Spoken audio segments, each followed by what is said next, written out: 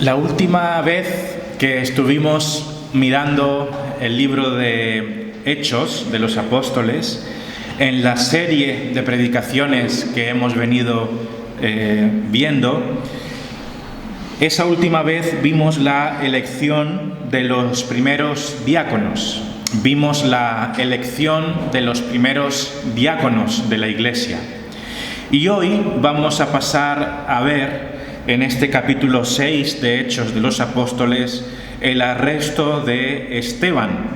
De hecho, Esteban fue uno de esos diáconos escogidos, según nos dice Hechos 6:5. Así que vamos a leer primeramente el texto que hemos ya leído, pero vamos a refrescarlo en nuestra memoria y también haremos una oración para poner este tiempo delante de Dios. Así que leamos nuevamente en Hechos capítulo 6 del 8 al 15.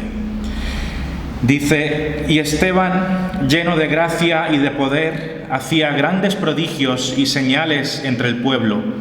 Entonces se levantaron unos de la sinagoga llamada de los libertos y de los de Cirene, de Alejandría, de Cilicia y de Asia, disputando con Esteban. Pero no podían resistir a la sabiduría y al espíritu con que hablaba.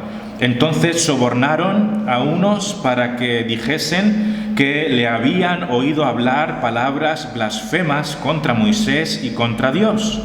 Y soliviantaron al pueblo, a los ancianos y a los escribas, y arremetiendo le arrebataron y le trajeron al concilio. Y pusieron testigos falsos que decían: este hombre no cesa de hablar palabras blasfemas contra este lugar santo y contra la ley. Pues le hemos oído decir que ese Jesús de Nazaret destruirá este lugar y cambiará las costumbres que nos dio Moisés. Entonces todos los que estaban sentados en el concilio, al fijar los ojos en él, vieron su rostro como el rostro de un ángel. Oremos. Señor, venimos con fe en esta mañana para que tú nos ayudes a entender tu revelación, Señor, que es la Biblia.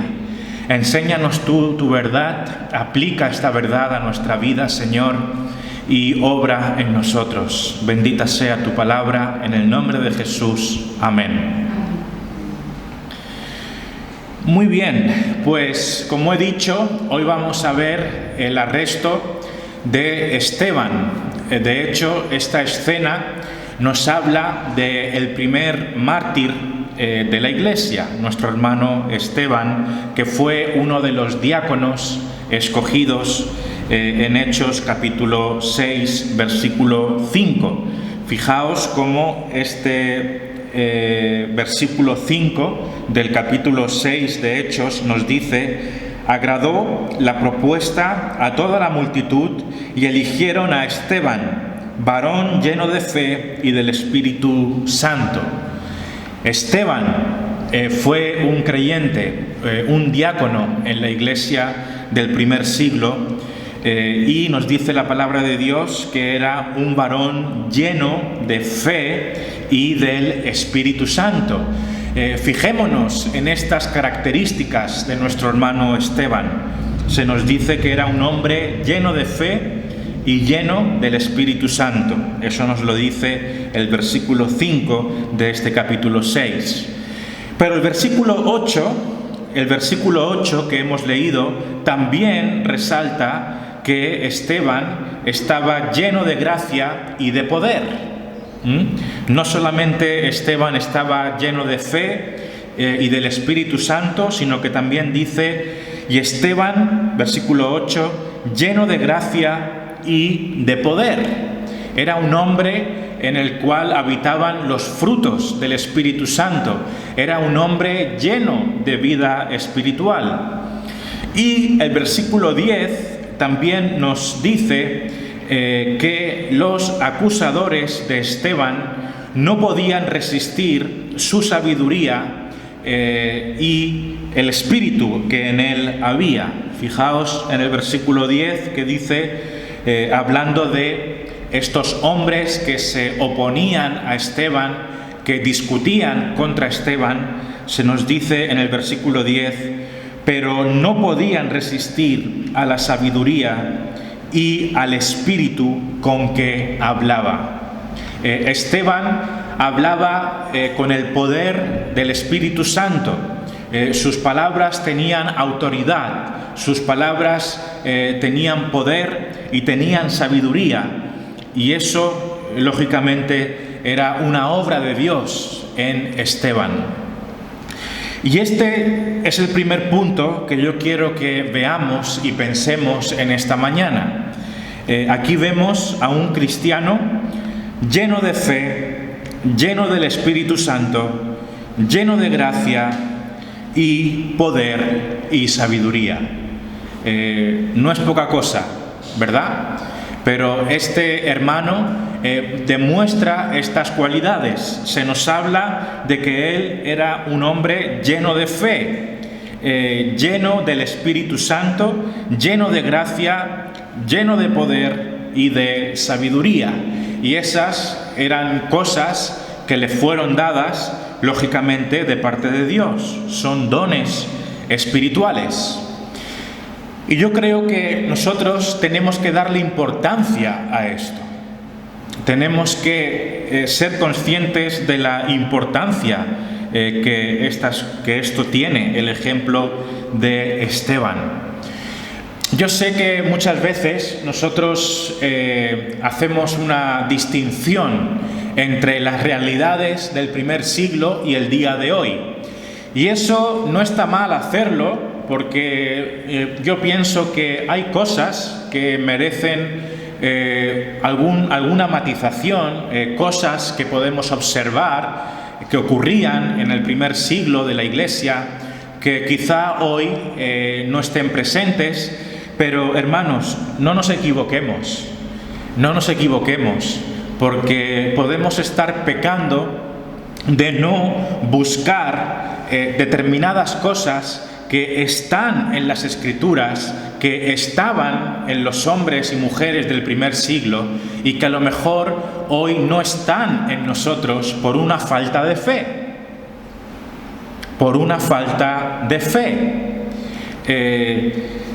Y precisamente esto es lo que Esteban tenía.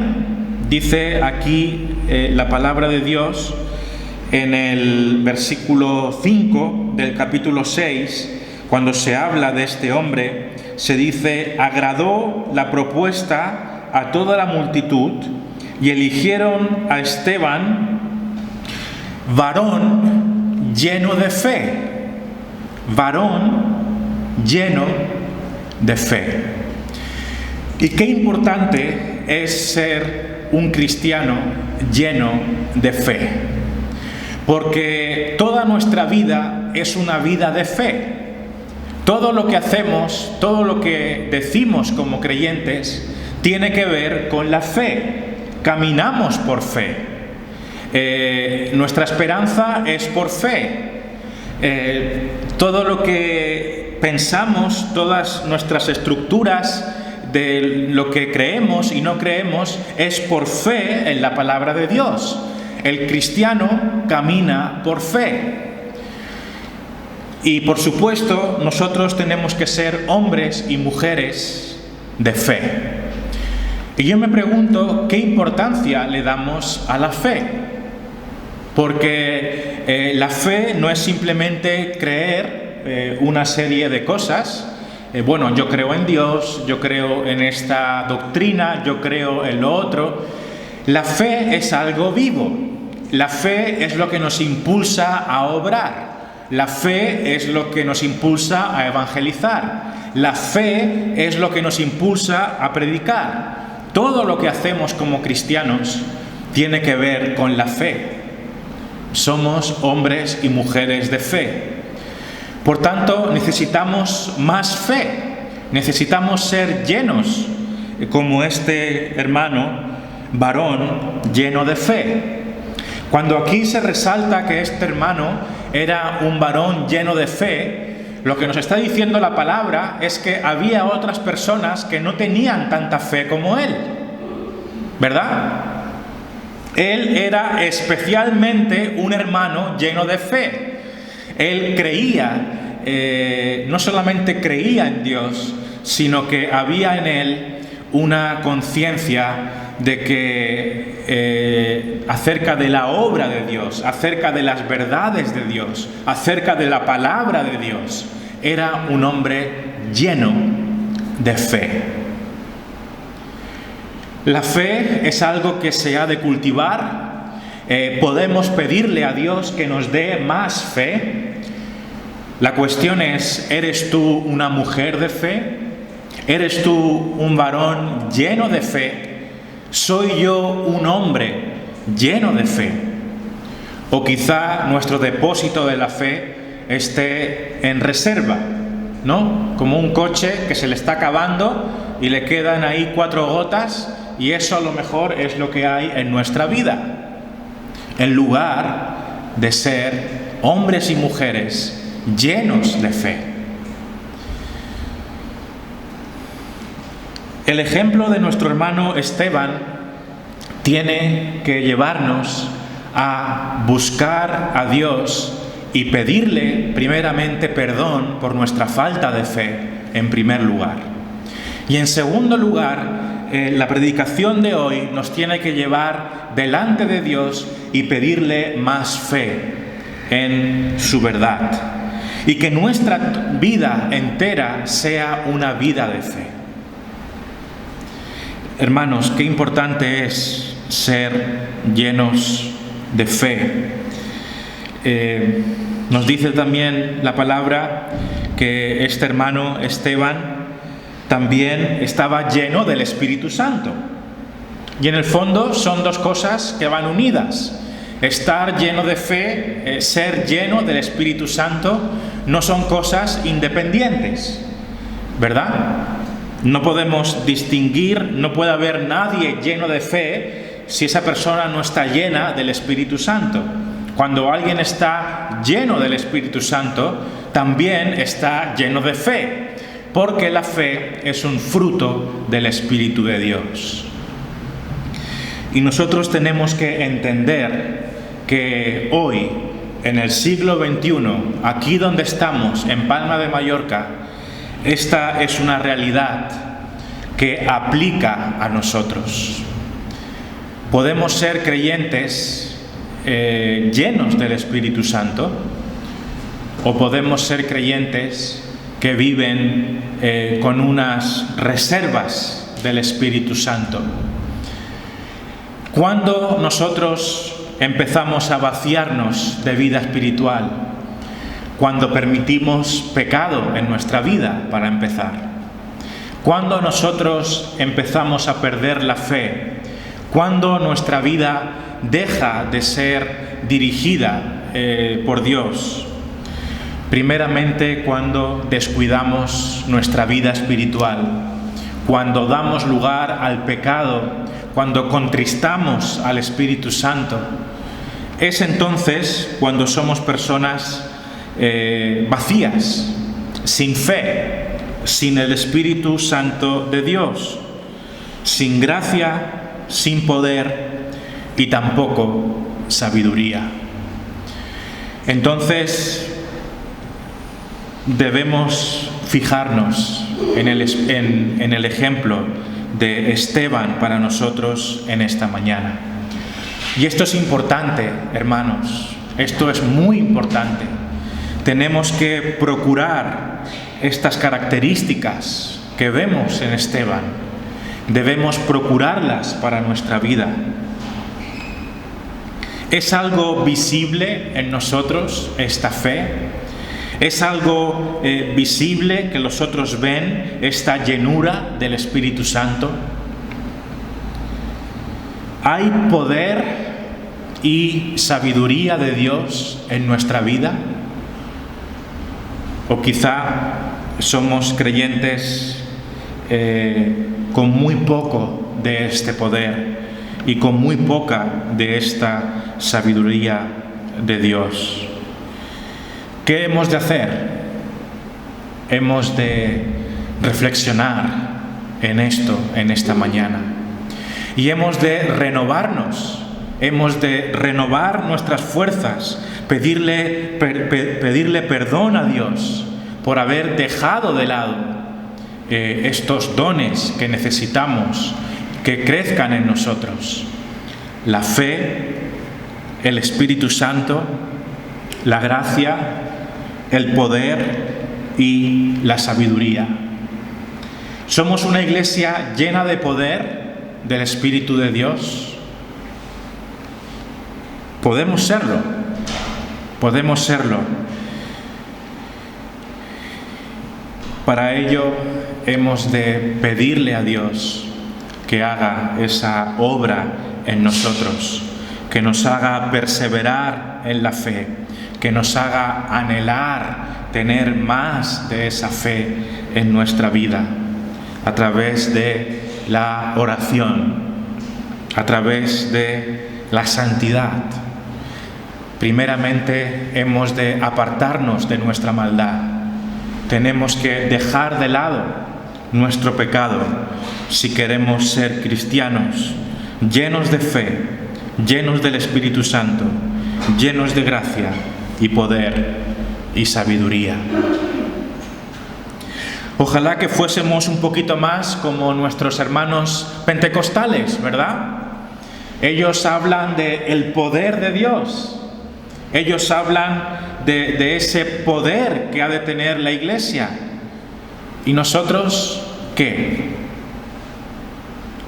¿Creemos en que podemos ser una iglesia llena de poder? Si la iglesia no tiene poder, ¿para qué está? ¿De qué sirve?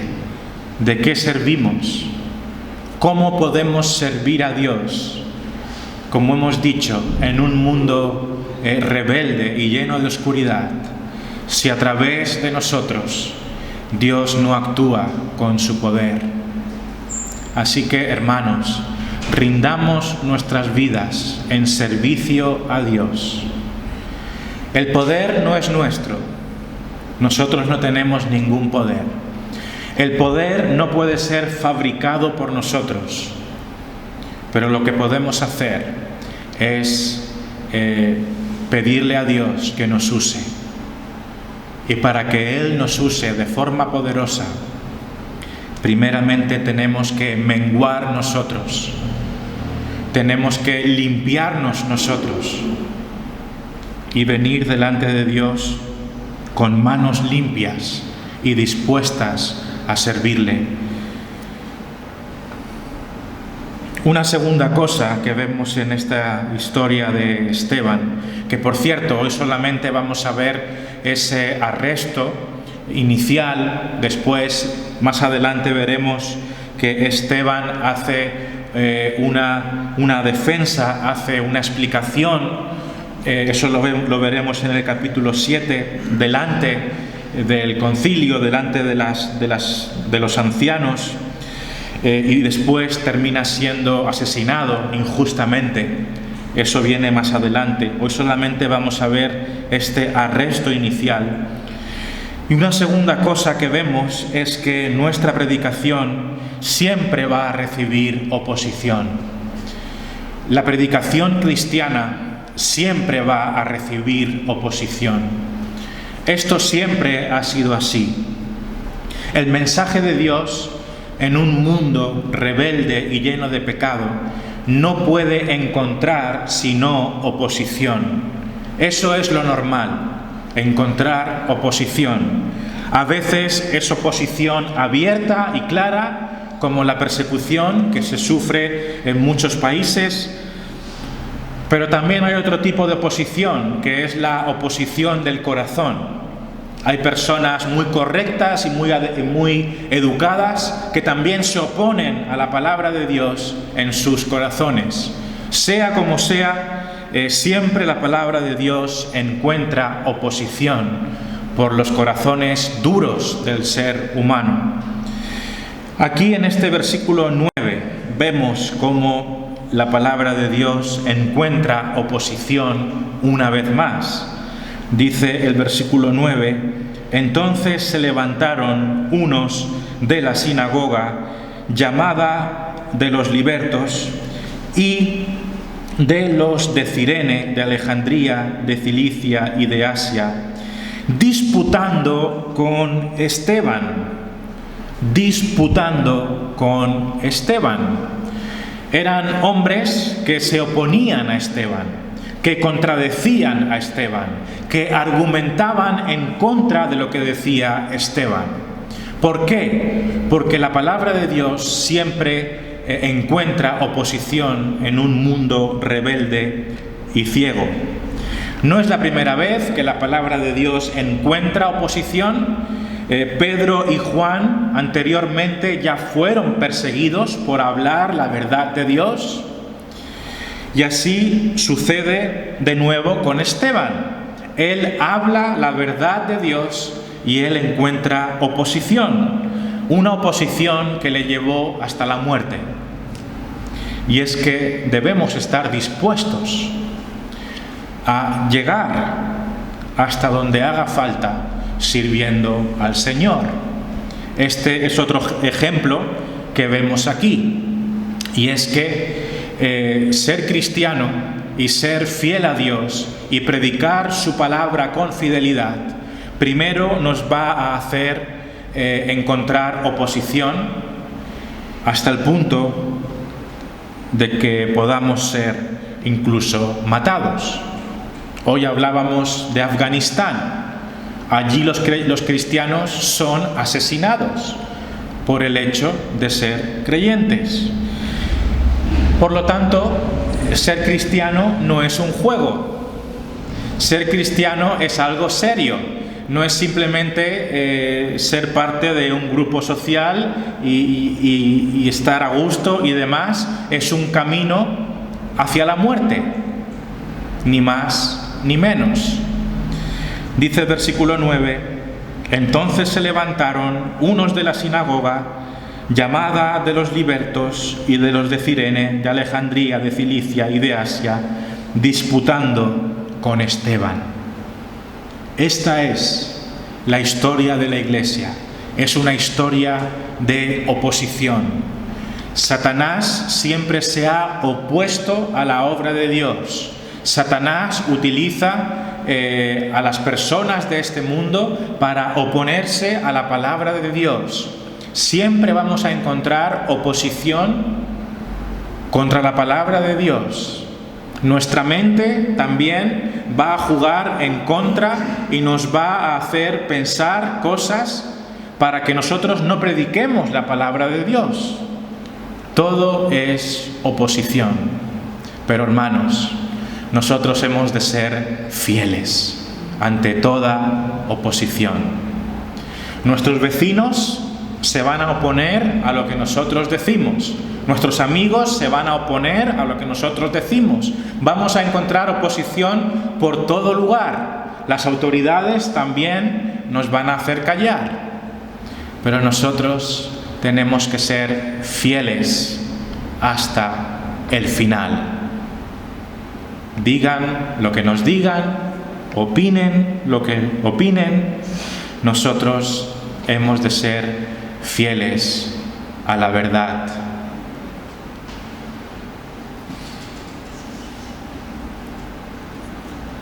Esteban recibió oposición. Dice aquí que estos hombres disputaban con Esteban. Pero vemos algo más que nos tiene que animar, que es el tercer punto en esta mañana. Nuestra predicación es verdad y no debemos desanimarnos. Nuestra predicación es la verdad y no debemos desanimarnos. Versículo 10 dice: pero no podían resistir la sabiduría y el espíritu con que hablaba. Esteban recibía oposición de estos hombres, argumentos en contra, quizá insultos, quizá descalificaciones, quizá alguien que le diría: esto no es verdad, tú estás loco, lo que argumentas es incorrecto. Pero nos dice el versículo 10 que no podían resistir la sabiduría y al espíritu con que hablaba. La verdad de Dios es irresistible. La verdad de Dios golpea las conciencias. No importa que la gente cierre su corazón, Dios utiliza la verdad de su predicación para golpear la conciencia de la gente. No importa que la gente pase por delante de nosotros en la playa como si no pasara nada. No importa. La palabra de Dios es verdad y llega a los oídos de la gente. Y por eso tenemos que animarnos, tenemos que perseverar, porque tenemos la verdad, la única verdad, que es la verdad del Dios verdadero, la verdad del Señor Jesucristo. Y esto nos tiene que animar, hermanos. Dice aquí: no podían resistir a la sabiduría y al espíritu con que hablaba. Hay una cosa que tenemos que entender. En un mundo lleno de opiniones, en un mundo lleno de teorías y de filosofías y de puntos de vista, hay una verdad que reluce sobre todo, y esa es la verdad de la Biblia. Por eso, hablemos con quien hablemos, tenemos que tener la confianza de que nuestros argumentos, en la medida que estén arraigados en la verdad de Dios, son verdaderos. Y por ello no debemos callar. Tenemos el gran privilegio de tener la verdad. Y no importa que nos digan: es que tú eres un... Hay algo que está muy de moda hoy, ¿no? Siempre lo ha estado. Que en realidad es una hipocresía. Y es cuando la gente dice: bueno, tú tienes tu verdad, yo tengo mi verdad, hay muchas verdades, todo eso, ¿no? En realidad, lo que la gente está diciendo con eso es: no te metas en mi vida. Eso es lo que la gente quiere decir con esto. No te metas en mi vida. ¿Vale? Pero eso de que hay muchas verdades no es cierto. Solo hay una verdad que proviene de la sabiduría de Dios. Y si nosotros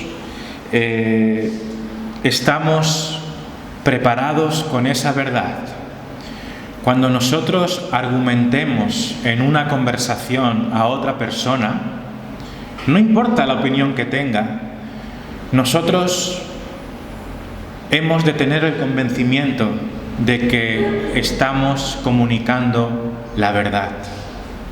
Y ya sea que esa persona acepte lo que decimos o que niegue lo que digamos, podemos estar confiados de que estamos en la verdad.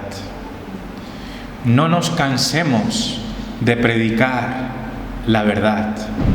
Esto pudiera parecer soberbio, ¿no? Si hay algo poco popular en el día de hoy, es decir que uno tiene la verdad. Si decimos que tenemos la verdad, nos matan directamente. Si tú en internet pones "yo tengo la verdad", te cae un rayo del cielo automáticamente, porque eso no se puede decir, ¿verdad? Pero tenemos la verdad y hemos de predicar la verdad. El Señor Jesucristo dijo: yo soy el camino, la verdad. Él es la verdad. Él desmonta toda filosofía. Es la pura realidad del ser humano, de este mundo, de nuestro origen, de nuestro destino. La sabiduría de Dios, el Señor nos la ha revelado y conocemos la verdad. Compartamos entonces la verdad. No importa la oposición que tengamos, da igual, vamos a animarnos y a seguir fieles a la verdad. Punto número 4. Hemos ido viendo, en primer lugar, a un cristiano lleno de fe, del Espíritu Santo, de gracia, de poder y de sabiduría. En segundo lugar, hemos visto que nuestra predicación siempre va a recibir oposición. Tercero, vimos que nuestra predicación es verdad y por lo tanto no debemos desanimarnos. Hemos de argumentar con sabiduría, con la sabiduría de Dios, y Dios obrará. Y ahora, en cuarto lugar, vemos que Satanás y los hombres usan la mentira para acallar a los que hablan la verdad. ¿Qué trata de hacer el enemigo para acallar la verdad de Dios? Pues hace lo que siempre ha hecho: utilizar la mentira. Versículos 11 al 13 dice, versículo 10, no podían resistir a la sabiduría y al espíritu con que hablaba. Entonces sobornaron a unos para que dijesen que le habían oído hablar palabras blasfemas contra Moisés y contra Dios, y soliviantaron al pueblo, a los ancianos y a los escribas, y arremetiendo le arrebataron y le trajeron al concilio. Y pusieron testigos falsos que decían: este hombre no cesa de hablar palabras blasfemas contra este lugar santo y contra la ley. Pues le hemos oído decir que ese Jesús de Nazaret destruirá este lugar y cambiará las costumbres que nos dio Moisés. Aquí, del versículo 11 al versículo 13, y también incluyendo el 14, lo único que vemos es falsedad, mentira utilizada en contra de Dios. Eso es lo que el enemigo es un experto, ¿verdad? Utilizar la mentira para acallar la verdad de Dios. Versículo 11 dice: entonces sobornaron a unos para que dijesen que le habían oído hablar palabras blasfemas contra Moisés y contra Dios. Fijaos qué viles, fijaos qué hombres malvados que sobornan a la gente para que den falso testimonio diciendo que Esteban estaba diciendo unas cosas que él simplemente no dijo. Sobornaban a la gente para que dieran falso testimonio de Esteban. Dice aquí, versículo 12, y soliviantaron. Esa palabra, soliviantar, que no es común, significa animar a alguien para que se rebele. Soliviantar significa animar a la gente para que proteste. ¿Me entendéis? Esto se hace en las protestas. Soliviantar significa hacer que la gente se ponga rebelde. Decirle: venga, vamos a protestar, fijaos, qué injusticia. Eso es soliviantar. Y dice aquí: soliviantaron al pueblo, a los ancianos y a los escribas, y arremetiendo le arrebataron y le trajeron al concilio. Versículo 13 continúa la falsedad. Dice: y pusieron testigos falsos que decían: este hombre no cesa de hablar palabras blasfemas contra este lugar santo y contra la ley. Fijaos también lo audaz e inteligente que es el enemigo, cómo utiliza las palabras, ¿verdad?, para sus intereses. Porque aquí lo que se está argumentando es que Esteban estaba diciendo que Jesús iba a destruir el templo, ¿no? Porque dijo que este templo sería destruido, pero él lo levantaría al tercer día. Lógicamente refiriéndose en términos espirituales a su muerte y a su resurrección. Pero aquí se está utilizando esa verdad espiritual para decir que lo que Jesús quería hacer era destruir el templo judío, lo cual era una gran ofensa para estas personas. Lógicamente, fijaos, si le dicen, este hombre lo que quiere hacer es destruir vuestra iglesia, ¿qué van a pensar esas personas? Pues van a ir a por él. Pero todo era mentira, todo era falso. Y es que Satanás y los hombres usan la mentira para acallar a los que predican la palabra. Y esto siempre ha sido así. Los creyentes son perseguidos a base de mentiras. Como no se puede encontrar mentira en ellos, lo que hace el enemigo es fabricar mentiras para que los creyentes sean perseguidos. Muchos cristianos a lo largo de la historia han sido asesinados injustamente, en juicios injustos. El Señor Jesucristo fue asesinado por una mentira. Él era la luz de los hombres. Él era la verdad de Dios para esta humanidad. Pero los hombres malvados mataron al autor de la vida, porque este mundo es un mundo ciego, lleno de mentiras, lleno de falsedad. Y la falsedad es utilizada para acallar la verdad de Dios. Pero la verdad de Dios va a prevalecer. Por eso nosotros no hemos de callar, hemos de hablar acerca de la verdad de Dios. No importa que nos acusen falsamente. Vamos a terminar con un último punto, número 5. Y esto es una palabra especialmente para las personas que no son creyentes o que creen que son creyentes pero que no lo son. Para los que no son cristianos es importante dejar atrás la tradición para encontrar a Cristo. Para los que no son cristianos es muy importante dejar atrás la tradición para encontrar a Cristo. Estos acusadores de Esteban, estos hombres que le arrestaron, estaban cegados por su tradición. Eran hombres religiosos, hombres con estructuras religiosas, pero que no habían encontrado a Dios. El nombre de Jesucristo no había resplandecido ante ellos. Fijaos lo que dice el versículo 14.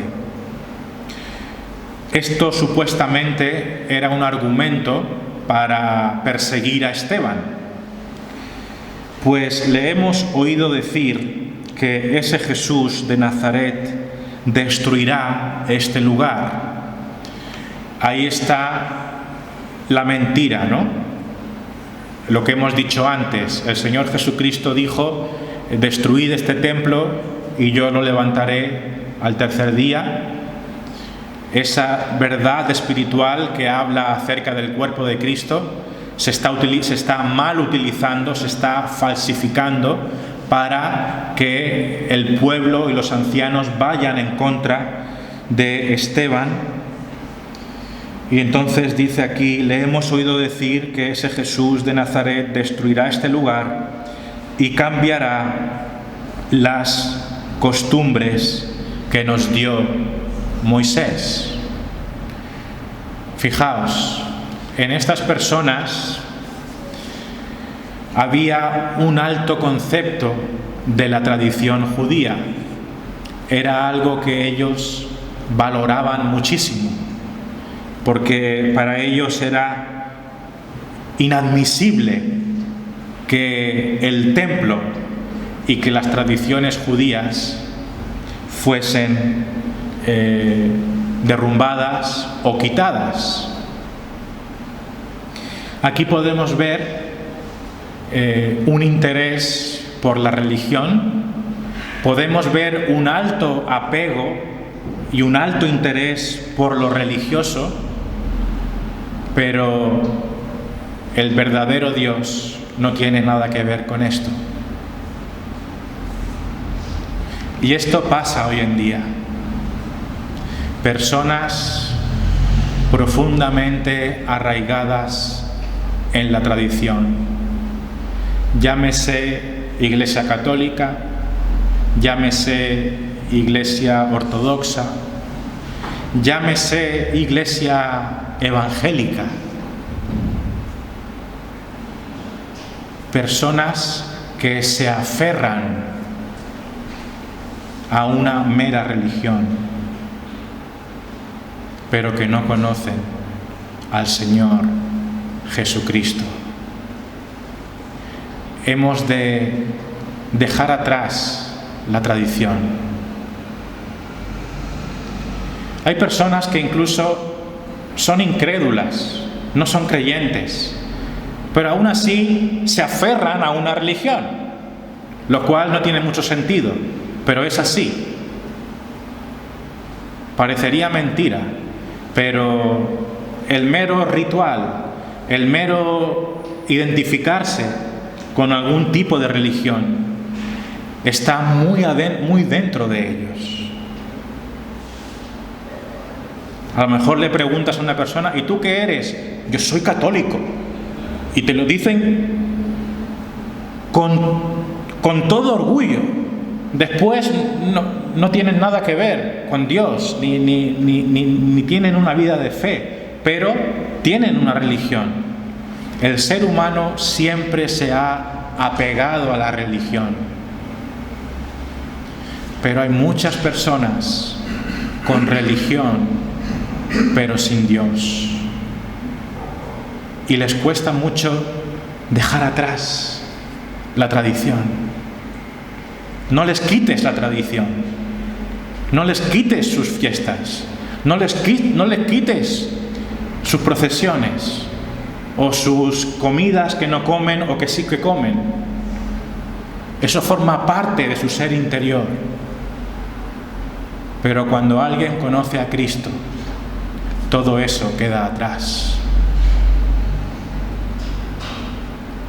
Es posible estar muy arraigado en la tradición de una religión y no tener a Dios. Y esto es lo que pasaba con estas personas. Le hemos oído decir que ese Jesús de Nazaret destruirá este lugar y cambiará las costumbres que nos dio Moisés. Eran personas que le daban mucha importancia a las costumbres que les dio Moisés, pero tenían su corazón cerrado al único Dios verdadero, que es el Señor Jesucristo, el Hijo de Dios. ¿Qué hemos visto hoy? Hemos de ser, hermanos, creyentes llenos de fe, llenos del Espíritu Santo, de gracia, de poder y de sabiduría.